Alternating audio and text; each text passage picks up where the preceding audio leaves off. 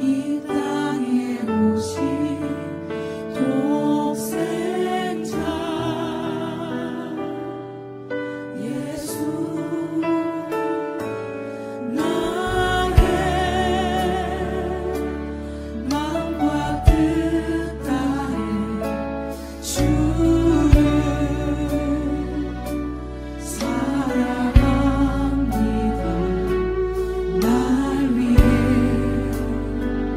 이 땅에 오신 독생자 예수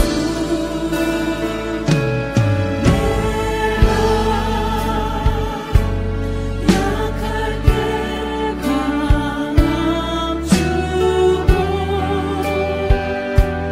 가난할 때 우리를 부욕해 하신 나의 주 감사 내가 약할 때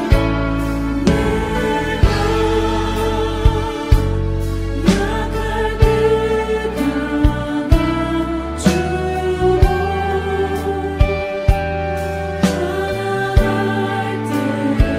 가난할 때 우리를 부욕해 하신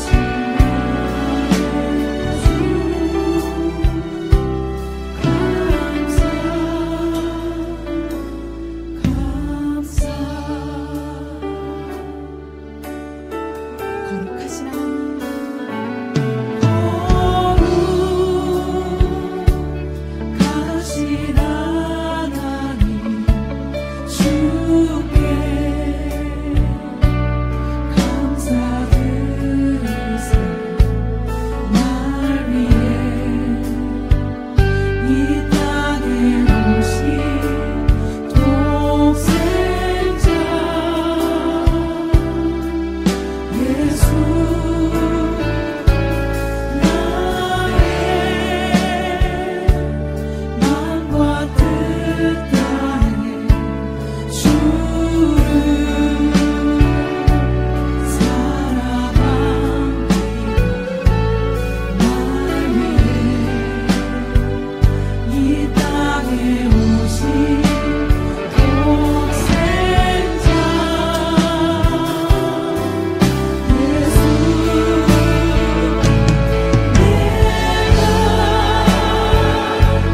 내가 약할 때 강함 주고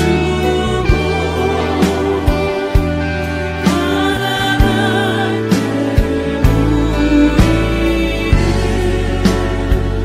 우리를 부욕해 하신 나의 주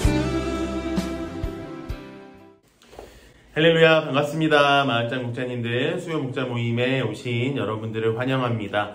2023년도 이제 한 학기 종강을 향해서 달려가고 있는데요. 한 학기 동안 정말 수고 많으셨습니다. 우리 마을장 목자님들 감사합니다. 이번 주 바울의 신앙 고백이라고 하는 제목으로 전주 생명의 빛 교회 담임 목사님께서 말씀을 전해주셨죠. 이 네 가지가 정말 우리 각 마을 안에, 목장 안에 깊이 새겨지기를 소망합니다. 말씀 제목은 바울의 신앙 고백이었습니다. 네, 아이스 브레이킹부터 한번 해보겠습니다. 아이스 브레이킹은요, 한 학기 동안 수고하신 목자님의 어깨와 팔, 손가락, 목을 같이 동시에 3분 동안 주물러 주겠습니다. 안마하겠습니다. 네, 목자님도 조금 어색하실 수 있겠지만 그래도 이런 시간이 있으면 좋겠습니다. 네. 말씀은 본문은 사도행전 20장 17절부터 24절까지 말씀입니다. 바울의 신앙 고백이라고 하는 제목으로 말씀 주셨습니다. 보통 이렇게 본문을 이렇게 해석해 주시면서 거기에서 설교를 전하시는 또 설교 방법이랄까요? 그것이 있고요. 한 가지 주제를 잡아놓고서 이렇게 설교하시는 설교 기법이 있는데, 이번에는 바울의 신앙 고백이라고 하는 한 가지의 주제로 이 본문 안에서 이렇게 우리에게 말씀을 주셨습니다. 사도 바울은 그의 인생을 살아가면서 가장 귀한 예수 그리스도를 만났기 때문에 온전히 하나님께 자신의 인생을 드릴 수 있었습니다. 그 바울의 마음 중심에는 늘 예수 그리스도가 있었고요. 바울 서신서 곳곳에 이 예수 그리스도라고 하는 이 복음이 바울의 모든 서신서와 그의 사역 전반에 깊이 들어가 있고 그것을 우리는 느낄 수가 있습니다. 바울은 내가 그리스도를 본받은 것처럼 너희는 나를 본받으라 라고 이렇게 이야기를 합니다. 그것은 예수님은 눈으로 볼 수 없고 손으로 만질 수 없지만 눈으로 볼 수 있고 만질 수 있는 나를 보고서 예수님을 본받아라 하는 고백인 것이죠. 대단한 신앙 고백이라고 할 수 있습니다.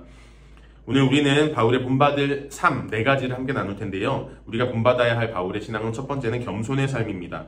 사도 바울은 예수님을 만나서 어떻게 하면 예수님처럼 살 수 있을까 고민을 하다가 예수님의 겸손을 발견했습니다. 예수님은 수고하고 무거운 짐진 자들아 다 내게로 오라 내가 너희를 쉬게 하리라 나는 마음이 겸손하고 온유하니 라고 말씀하셨죠. 이 세상 그 누구보다도 겸손하신 분이 그리스도 주님이시죠.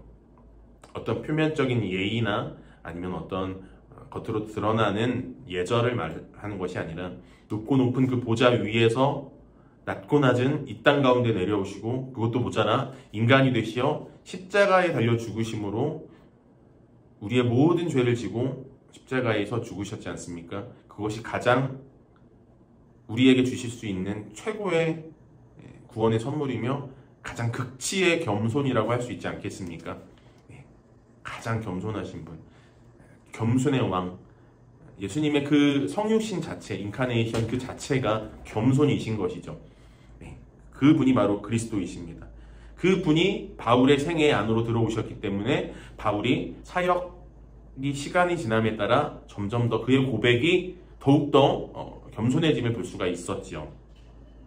바울은 처음에 고린도전서 15장 9절에서 나를 사도 중에 작은 자요 이렇게 고백하지 않습니까? 그래서 목사님께서 일부 예배 때는 이런 이야기를 해주셨는데요. 13번째 예 바울이 되었다. 12제자보다 지극히 작은 자라고 했으니 자기는 13번째 사람이다. 이렇게 고백을 한 것이다. 이렇게 이야기를 하셨고요. 그리고 또 나는 성도보다 지극히 작은 자다라고 말씀하셨죠. 그때 예루살렘 교회의 성도들이 5,000명인가요? 6,000명, 7,000명 정도 되지 않았을까? 이렇게 말씀을 하시면서 나는 그 다음 번째다라고 이야기를 하신 것이죠. 그런데 바울은 마지막 사역의 그의 후기에서 디모데에게 보내는 그 편지 가운데 나는 사단의 괴수다, 죄인 중에 괴수다 라고 바울이 고백하지 않습니까? 70억 인구 중에서 자기가 가장 죄인이다 라고 고백한 70억 그 다음 번째로 자신을 낮춘 바울의 신앙의 모습을 발견할 수 있다라고 말씀해 주셨죠. 맞습니다. 하나님은 겸손한 자에게 은혜를 주시고 하나님의 복음을 깨달을수록 우리는 겸손해질 수밖에 없는 것이죠. 왜냐하면 겸손의 근본이신 그리스도가 우리 안에 계시기 때문입니다. 여러분, 우리 목장 안에서 그 누구보다도 우리가 겸손해지고 나보다 남을 더 낮게 여기고 섬길 수 있는 그런 우리 자세가 되어야 되겠습니다. 두 번째는 바울의 신앙은 눈물의 삶입니다. 두 번째 눈물의 삶인데요. 바울도 눈물로 그의 인생을 그의 사역 가운데 살았고 예수님도 공생의 기간 동안에 육체로 계실 때 3번 눈물을 흘리셨다고 나오는데요. 첫 번째는 나사로가 죽었을 때 예수님께서 우셨고요. 그리고 예루살렘을 바라보시면서 예수님께서 우셨습니다. 그리고 십자가에서 겟세마네 동산에서 기도하실 때 피눈물을 흘리셨지요. 히브리서 5장 7절에 보면 예수님도 심한 통곡과 눈물로 하나님께 간구와 소원을 올려드렸다고 말하고 있습니다. 그리고 바울은 3년이나 쉬지 않고 눈물로 각 사람을 훈계하고 훈련시켰습니다. 바로 눈물의 삶, 그것이 우리가 바울로부터 그리고 주님에게로부터 배울 수 있는 그런 삶의 모습이죠. 눈물이 없다, 나는 눈물이 나지 않는다, 뭐 그럴 수도 있겠습니다만 그러나 정말 우리가 주님 앞에 기도할 때 주님의 그 마음과 심정 그리고 그리스도의 마음과 심정으로 우리가 기도한다면, 찬양한다면, 예배한다면 하나님은 우리의 마음을 만져주시고 그리고 또 눈물로써 위로해 주시고 또 눈물로 타인을 공감하고 사랑할 수 있게 해주시고 또 눈물로 하나님께 간절히 기도할 수 있게 해주시고 또 눈물로 기도할 때 감사를 깨닫게 해주시는 분이시죠. 그래서 그 눈물 병을 하나님께서 병에 우리의 기도의 눈물을 담으신다고 시편에서 말씀하시죠. 여러분, 여러분의 그 눈물병에는, 기도의 병에는 눈물이 얼마나 가득 차 있습니까? 우리가 한번 돌아보는 시간이었으면 합니다. 세 번째는 인내의 삶입니다. 예수님도 십자가를 참으시고 부끄러움을 개의치 아니하시고 인내하셨을 때 그때 하나님 우편에 보좌에 앉았다고 히브리서 기자가 이야기를 하고 있습니다. 히브리서 11장 36절에서 인내가 필요한 까닭은 하나님의 뜻을 행한 후에 약속한 것을 받기 위함이다라고 말하고 있습니다. 그러니까 우리가 열심히 주의 사역을 하고 목장, 마을을 위해서, 이 교회를 위해서, 그리고 주님을 위해서 헌신한 후에, 그러나 그 약속한 것을 받기 위함, 그걸 받을 수 있는 방법, 그것이 바로 인내인 것이지요. 인내가 없이는 여러분 지속할 수 없고, 인내가 없이는 사랑할 수 없지 않겠습니까? 인내가 없이는 그 모든 달려갈 길을 다 달려갈 수 없지 않겠습니까? 바울의 오늘 사도행전 본문의 고백처럼 내가 달려갈 길 다 마치고 나의 모든 사명을 지켰으니, 그러기 위해서는 인내라고 하는 그 한 가지가 필요한 것이지요. 네 번째입니다. 우리가 본받아야 할 바울의 신앙은 네 번째, 생명을 바치는 삶입니다. 바울은 이 복음 전함에 있어서 분명히 어려움과 환란이 있는 것을 알고 예루살렘 교회를 향해서 가지 않습니까? 기도하는 중에 천사가 하나님께서 가르쳐 주죠. 사도행전 20장 23절 보니까 오직 성령이 가르쳐 준 것이죠. 성령이 각 성에서 내게 증언하여 환란과 결박이 나를 기다린다 하시나. 기도만 하면 하나님께서 가르쳐 주십니다. 바울아, 네가 예루살렘 성에 가면 각 성마다, 네가 가는 곳마다 환란이 있을 것이다, 결박이 있을 것이다, 붙잡힐 것이다, 고난당할 것이다, 가르쳐 주시고 계십니다. 그러나 그 환란 앞에서도 바울은 놀라운 신앙 고백을 하죠. 그게 사도행전 20장 24절 말씀입니다. 내가 달려갈 길과 주 예수께 받은 사명, 곧 하나님의 은혜의 복음을 증언하는 일을 마치려 하면은 나의 생명을 조금도 귀한 것으로 여기지 아니하노라 라고 했던, 나의 생명을 조금도 귀한 것으로 여기지 않는 삶, 그것이 바울의 삶이었습니다. 어떠한 환란 앞에서도 자신의 생명보다 주님의 사명을 더 귀하게 그것을 바라보며 달려가는 삶, 그것이 바울 인생의 삶이었습니다. 사랑하는 여러분, 이번에 우리 전주 국내 선교도 있지요. 목사님께서 그런 언급을 하시지 않으셨습니까?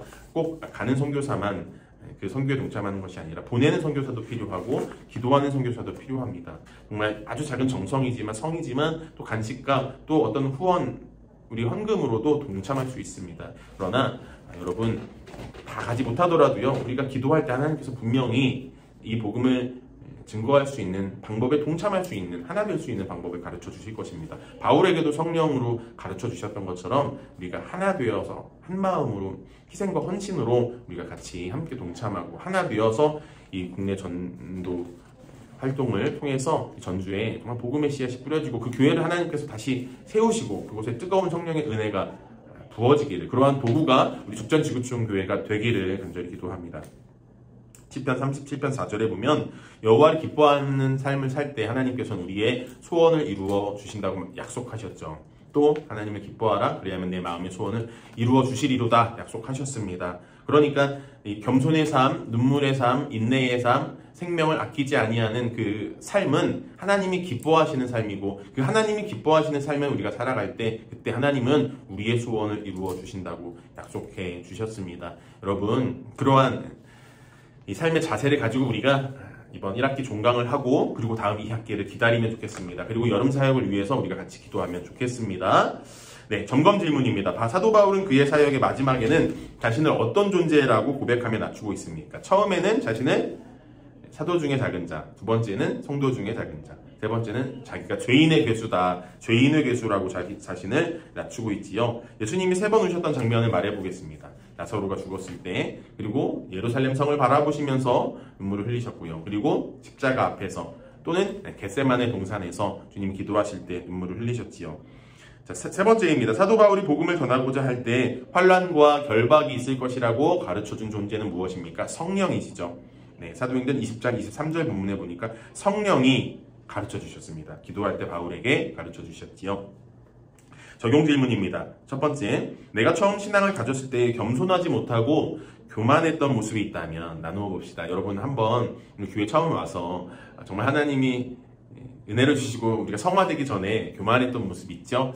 혹시 그것이 있다면 한번 우리가 나누어 봅시다. 아직도 그 교만함이 남아있다면 나누지 마시고 이제 그것이 지나가서 정말 내가 왜 그랬을까, 나의 부끄러움이다, 나의 연약함이었구나 라고 생각이 되어지는, 깨달아지는 부분이 있으면 교만했던 내 모습을 나누어 봤으면 좋겠습니다.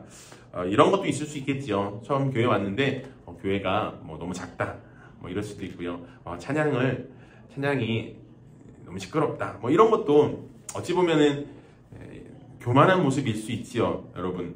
뭔가 그 안에서 하나님께 드려지는 예배 가운데 이 예배를 받으시는 분은 하나님이신데 그저 내가 정죄하고 판단했던 부분들이 있지 않습니까? 그런 부분들이 있다면 나누어 보실 텐데 조심하실 부분, 어떤 현재도 부정적인 인식을 가지고 있는 것을 나눠서는 안 되겠고요. 과거에 내가 교만했던 부분, 예를 들면 뭐 내가 처음 신앙을 가졌는데 다른 사람들이 다 정말 선하지 않게, 정말 다른 사람들은 어떻게 살아가고 있는지 그런 부분들이 정죄되었다면 그것도 교만이라고 할 수 있겠죠. 또 예수님을 처음 믿었는데 내가 변화되기보다는 나의 자녀나 나의 남편이 먼저 더 변화되고 성화되기를 원해서 그런 부분들이 마음에 들지 않았다면 그것도 하나의 교만일 수 있겠습니다. 또는 내가 과거에 목장의 경험에 있을 때 목자님께서 나를 위해서 그렇게 기도해 주시고 헌신해 주셨는데 그것이 그냥 너무나 버겁게 느껴지고 그것에 대해서 전화 많이 하지 마시라고, 너무 나에게 그렇게 강요하지 마시라고 여러분께서 그랬던 경험이 있다면 그것도 또한 우리 신앙의 교만했던 모습 아니겠습니까? 그런 것들이 있다면 변화된 모습을 나누어 주시기를 부탁드립니다. 두 번째, 2024년도 전반기 목장을 돌아보면서 우리 목장이 하나님을 기쁘시게 하기 위해서 나에게 부족했던 신앙의 고백과 태도는 무엇이었는지 나누어 봅시다. 하나님을 기쁘시게 하기 위해서 우리는 아까 겸손의 삶, 눈물의 삶, 그리고 인내의 삶, 생명을 바치는 삶, 이 네 가지가 있어야 하는데 나에게 부족했던 것이 무엇일까? 나는 우리 목장에서 이번 학기에 좀 인내가 부족했던 것 같다. 나는 아니면 눈물의 기도가 너무나 부족했다. 아니면 나는 어떤 겸손이 부족했다. 아니면 나는 생명을 바치는 삶, 헌신의 모습이 나에게 너무 부족했습니다. 이런 것이 있다면 나누어 보고요. 그리고 한 학기 동안 목장이 제일 행복했던 순간이 있다면 언제였는지 나누어 봅시다.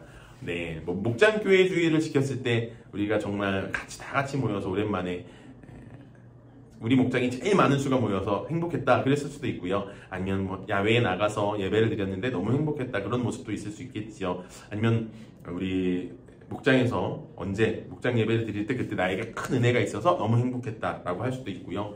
또 아니면 우리 목장에 보내주셨던 새 가족이 정교인 훈련을 통과하고 하나님께 쓰임받는 모습 때문에 행복했다 그렇게 고백할 수도 있겠습니다. 또 아니면 우리 목자님이 행복해 하시는 모습에 너무 행복했다. 아니면 우리 목장이 금요 기도회 때 다 나와서 기도하기로 했는데 다 나와서 기도했을 때 그때 너무 감격스러웠고 행복했다. 이런 느낌도, 이런 간증도 있겠습니다. 또 아니면 우리 목장이 다 같이 선교 여행을 동참했는데, 아니면 우리 목장이 예물을 걷어서 선교사님께 정말 선교사님 섬겼는데 그게 너무 기쁘고 감사했다. 또 아니면 우리 목장에 새 생명이 태어나서 새 가족이 들어와서 그게 너무 감사했다, 행복했다. 이런 경우도 있겠습니다. 여러분 자유롭게 전반기 목장을 한번 돌아보시면서 감사한 것, 제일 행복했던 순간을 나누어 보셨으면 좋겠습니다. 각 부장 사역 안내입니다. 네, 교육부장 예비 목자 훈련이 이제 7월 1일 토요일부터 진행이 됩니다. 그래서 각 목장 안에 예비 목자 있으시지요? 꼭 지원해 주시고, 그리고 교육지구에도 교육지구 마을장 목자님들 계시면 잘 확인해 주십시오.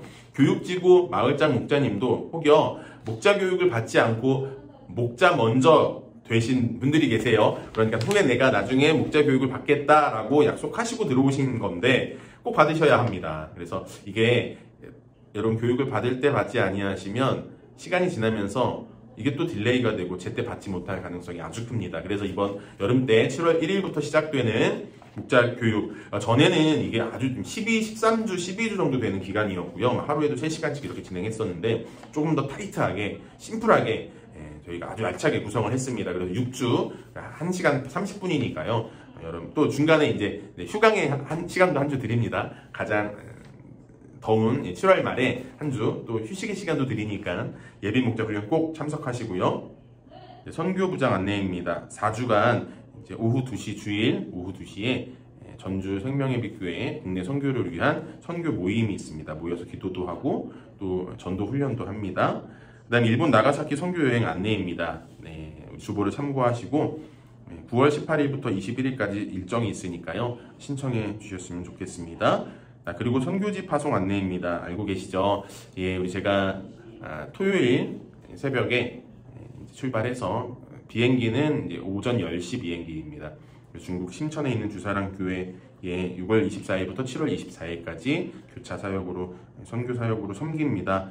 그 중국 심천 주사랑교회 그리고 강하성 목사님, 우리 젊은이 지구 강예림, 청소년 지구 강창성, 그리고 젊은이 지구의 강예성이라고 우리 포항 한동대에 다니고 있는 3남매 중에서 큰 딸이 있습니다.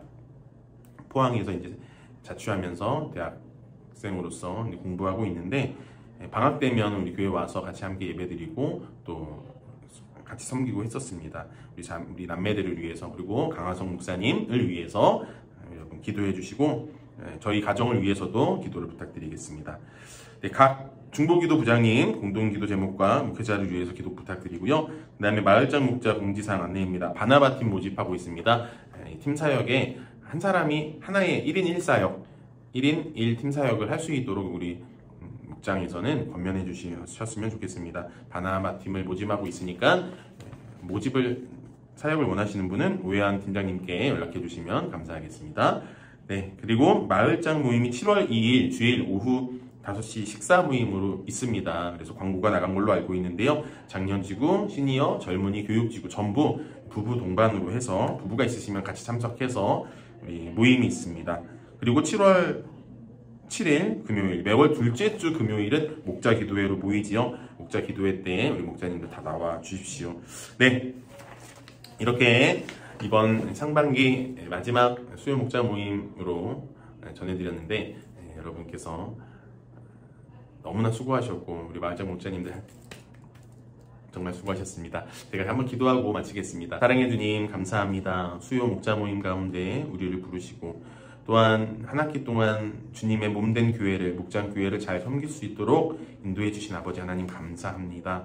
이 바울의 이 삶의 이 신앙의 고백의 모습, 이 네 가지의 모습이 우리 삶 가운데도 흐르게 하여 주시옵소서. 어떠한 상황 가운데서도 겸손하게 하시고 어떠한 상황 가운데서도 눈물로 주님 앞에 나아가게 하여 주옵소서. 어떠한 상황 가운데에서도 인내로서 한 영혼 한 영혼을 품게 하시고 그리고 생명을 전하는 삶으로 성령께서 가르쳐 주시는 곳으로 우리가 나아가 그곳에서 복음을 전할 수 있도록 하여 주옵소서. 어떠한 환난이 기다리고 있다고 하나 어떠한 결박이 있다 할지라도 성령이 주시는 그 감동에 순종하며 내가 나의 달려갈 길과 모든 사명을 감당할 수 있도록 성령의 충만함과 말씀의 충만함을 우리 마을장 목자님들의 삶 가운데 주님 허락하여 주시옵소서. 그리고 부족한 종이 정말 6월 24일부터 7월 24일까지 중국 신천으로 교차 사역으로 선교 여정을 떠나는데 그 모든 여정 가운데에서도 그리고 주사랑교회 그 안에서도 그리고 우리 강하성 목사님 비롯하여 모든 우리 죽전지구촌교회 모든 여름 사역 가운데 주님께서 축복하시고 함께하여 주시며 보호하시고 인도하여 주시옵소서. 주님 감사드립니다. 예수님의 이름으로 기도드립니다. 아멘. 네, 마을장 목자님들 잘 다녀오겠습니다. 감사합니다.